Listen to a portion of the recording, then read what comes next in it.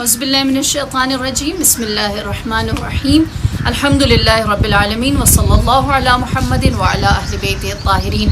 آج جن ہستی کا میں تذکرہ کرنا چاہوں گی وہ میری ذات کے لیے خود بہت بڑی انسپریشن ہے۔ جناب فاطمۃ الزہرا سیدۃ النساء العالمین کی والدہ جناب خدیجۃ الکبریٰ سلام اللہ علیہا۔ جناب خدیجۃ الکبریٰ کی ذات اس لیے مجھے تمام تر خواتین میں زیادہ اپیل کرتی ہیں کیونکہ آپ کی ہستی، آپ کا وجود زمانہ جاہلیت میں ویسے ہی جی رہا تھا جیسے آج 2020 میں اور آپ جی رہے ہیں۔ آپ کو انہی چیلنجز کا سامنا تھا جو آج ہم لوگ کر رہے ہیں، اور آج کی ایک پریکٹیکل لائف سے جناب خدیجۃ الکبریٰ کی ذات، ان کے چیلنجز، ان کا رول اور ان کی اسٹرگل اور جو انہوں نے اپنا ایک امیج بنایا ہے وہ بہت زیادہ ہمارے لیے آئیڈیل ہے۔ ذات جناب خدیجۃ الکبریٰ جناب خویلد کے گھر میں پیدا ہوئی، نام خدیجہ رکھا، لیکن کردار ایسا تھا،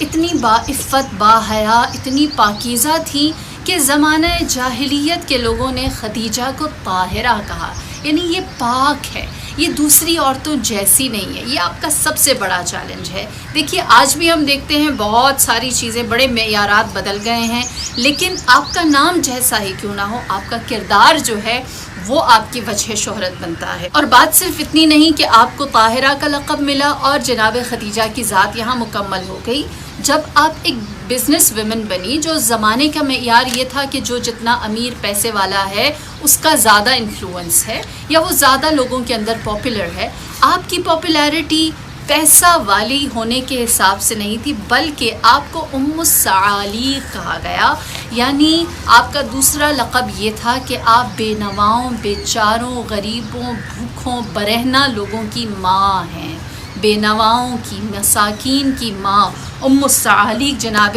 خدیجۃ الکبریٰ کو کہا گیا۔ دوسرا لقب جو آپ کو آپ کی پروفیشنل لائف میں آنے کے بعد ملا وہ سیدۃ النساء القریش تھا کہ آپ قریش کی عورتوں کی سردار قرار پائیں، اور یہی وجہ ہے کہ جناب خدیجۃ الکبریٰ وہ ایسی ہستی تھی جن کا تذکرہ اللہ نے انجیل میں بھی کیا، اور انجیل میں آپ کو مبارکہ کہہ کر یاد کیا گیا، یعنی برکت والی خاتون کہہ کر یاد کیا گیا ہے۔ اور پھر اس کے بعد رسول اللہ نے فرمایا کہ آپ اپنے زمانے کی عورتوں کی سیدۃ النساء ہیں۔ جس طرح جناب مریم اپنے زمانے کی عورتوں کی سردار تھی، اس طرح جناب خدیجہ اپنے زمانے کی عورتوں کی سردار ہے۔ اور اس کے بعد اہل بیت اطہار نے ہمیشہ جب بھی آپ پر سلام بھیجا ہے، آپ کو یاد کیا ہے، تو آپ کو صدیقہ،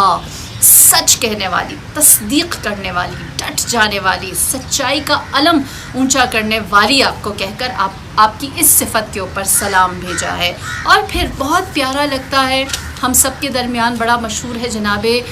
زین العابدین علیہ الصلاۃ والسلام کا وہ خطبہ جو آپ نے دربار شام میں دیا، جس میں آپ نے بتایا کہ میں کس کا فرزند ہوں۔ آپ نے اپنا حسب نسب تذکرہ کیا جو صفا و مروہ سے شروع ہوتا تھا۔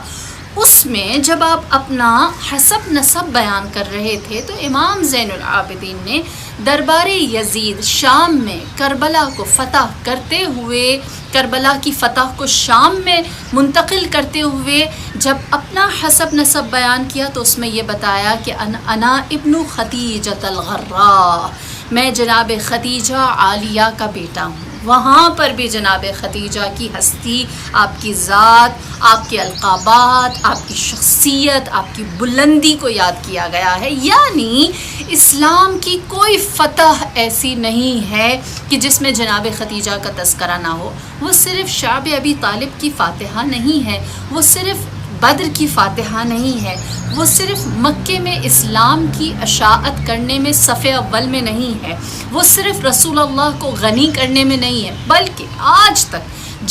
جب میں اور آپ اسلام کی فتح کی بات کریں گے تو ہر جگہ جناب خدیجۃ الکبریٰ کا نام آئے گا۔ اس کے بعد آپ کی کنیت ہے جو ام الزہرا ہے۔ آپ کو ام الزہرا آپ سب جانتے ہیں جناب فاطمۃ الزہرا کی والدہ ہیں۔ آپ کو ام الیتامہ کہا گیا کیونکہ آپ ایتام سے خاص محبت کرنے والی تھی، رحمت للعالمین کی جو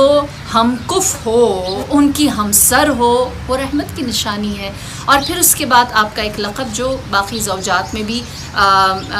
مشترک تھا وہ ام المؤمنین ہے۔ ایک بات جس کا زیادہ تذکرہ نہیں کیا جاتا وہ یہ کہ جناب خدیجہ بنت خویلد کس فیملی بیک گراؤنڈ سے تھیں. کیا آپ کسی مشرک یا کسی ایسے نارمل سے خاندان سے تھیں؟ تو دیکھیے آپ کا حسب نسب جا کر اسی طرح نبی سے ملتا ہے جس طرح نبی کا اپنا حسب نسب ہے. یہ بات بہت مشہور ہے، اس پہ زیادہ بات کرنے کی ضرورت نہیں. البتہ آپ کے دادا جن کے بارے میں یہ ملتا ہے کہ انہوں نے مکہ میں ایک ایسی انجمن بنائی تھی جو مستضعف یا مظلوم یا مسافر یا لاوارث کی مدد کرنے کے لیے تھی، اور جب کسی کی کوئی پناہ گاہ نہ ہوتی یا اس کا کوئی والی وارث نہ ہوتا، اس کے لیے کوئی آواز اٹھانے والا نہ ہوتا، تو یہ جناب خدیجہ کے دادا تھے کہ جو اپنی اس آرگنائزیشن کے انڈر میں ان کی مدد کرتے تھے. رسول اللہ صلی اللہ علیہ وآلہ وسلم فرماتے ہیں کہ میں نے اپنی جوانی میں اس انجمن میں یا اس آرگنائزیشن میں اپنا حصہ ڈالا، میں اس کا حصہ تھا اور میں بے نواؤں کی، لاوارثوں کی، مظلوموں اور مستضعفین کی مدد کیا کرتا تھا. اور پھر جناب خدیجہ کے والد جو انتہائی شجاع، انتہائی دلیر اور غیرت مند انسان تھے اور محافظ خانہ خدا بھی تھے، جن کے بارے میں کہا جاتا ہے کہ جب یمن کے ظالم بادشاہ نے خانہ خدا کے اوپر حملہ کیا اور حجر اسود کو اس نے لے جانا چاہا، تو یہ جناب خدیجہ کے والد جناب خویلد تھے جنہوں نے اس یمن کے ظالم بادشاہ کے سامنے آ کر فرمایا کہ ہرگز اللہ کے گھر کو تو اس طرح سے نقصان نہ پہنچا سکے گا اور اس کی کوئی چیز اوپر سے نیچے نہیں کر سکو گے، اور اگر تم نے ایسا کیا تو تم بہت جلد بربادی کا سامنا کرو گے. پھر اس کے بعد آپ نے قریش کو اکٹھا کیا اور آپ نے ان سے مشورہ کیا، اور پھر اس کے بعد آپ نے اعلان فرمایا کہ ہم خانہ خدا کی حفاظت کریں گے. الموت احسن من ذالک، خانہ خدا کی بربادی سے بہتر ہے کہ ہم مر جائیں، ہم نہ رہیں. لہٰذا جناب خویلد کی شجاعت اور ان کی بہادری اور ان کی غیرت مندی کو دیکھ کر قریش بھی باہر نکلے اور انہوں نے خانہ خدا کی حفاظت کی. بس ذات جناب خدیجۃ الکبریٰ ایسی ہے کہ جس کو ہم جتنا زیادہ مطالعہ کریں، دیکھیں، آپ کی فیملی کو، آپ کے اپنے وجود کو، اتنا ان سے عشق اور محبت اور ان کے آگے پیشانی جھکتی ہے. دیکھیے ایک بات جو قابل غور ہے کہ ابھی رسول اللہ نے اسلام کا آغاز نہیں کیا، آپ کی نبی سے ملاقات نہیں ہوئی، لیکن بینگ انٹلیکچوئل لیڈی آپ کے گھر میں علمی مجالس ہوا کرتی تھی. آپ اپنے کزن ورقہ بن نوفل جو زمانے کے اسکالر تھے، اور اسکالر کس طرح سے تھے کہ آپ جتنی گزشتہ کتابیں توریت، زبور اور انجیل اس کے بارے میں بہت اچھا علم رکھتے تھے، اور آپ انہیں اپنے گھر میں بلاتی اور ان کے ساتھ ایسی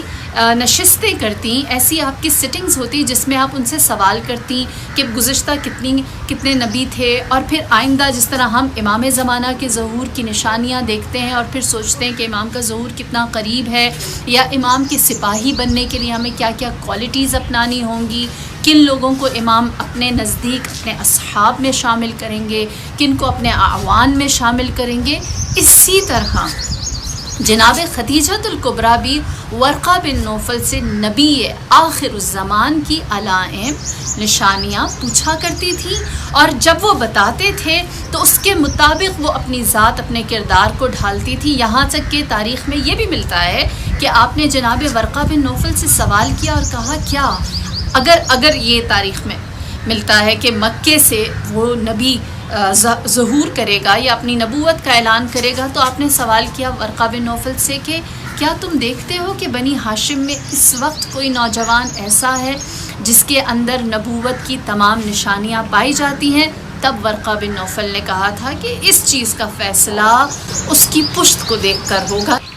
لہٰذا جناب خدیجۃ الکبریٰ نے رسول اللہ کی پشت مبارک کی اس وقت زیارت کی. ان چند سابقین میں سے تھیں، سابقات میں سے تھیں جنہوں نے سب سے پہلے پشت رسول اللہ صلی اللہ علیہ وآلہ وسلم کی زیارت فرمائی، اور اسی لیے آپ کے دل میں نہ صرف ان کی محبت پیدا ہوئی بلکہ وہ آپ کے اس مقصد میں ان کی شریکہ بھی بنی. یہی وجہ ہے کہ جناب خدیجۃ الکبریٰ کا جو گھر تھا وہ اس مقصد رسالت کے لیے وقف کر دیا گیا. یہی وجہ ہے کہ جناب خدیجۃ الکبریٰ کے گھر کو اللہ نے بھی منتخب کیا کہ یہاں سے وہ اسلام کا پرچار کرے، بے شک پروردگار اعلیٰ واللہ یعلم حیث یجعل رسالاتہ، اللہ جانتا ہے کہ وہ اپنی رسالت کو یا اپنے پیغام کو کے لیے کس چیز کا انتخاب کرے۔ یہی وجہ ہے کہ جناب خدیجۃ الکبریٰ سلام اللہ علیہا کے گھر کی زیارت کرنا جب مکہ جائیں تو مستحبات میں سے ایک مستحب ہے۔ جناب خدیجہ کا گھر شعائر الہی میں سے ایک ہے، اللہ کی نشانیوں میں سے ایک ہے۔ یہ وہ گھر ہے کہ جہاں پر جناب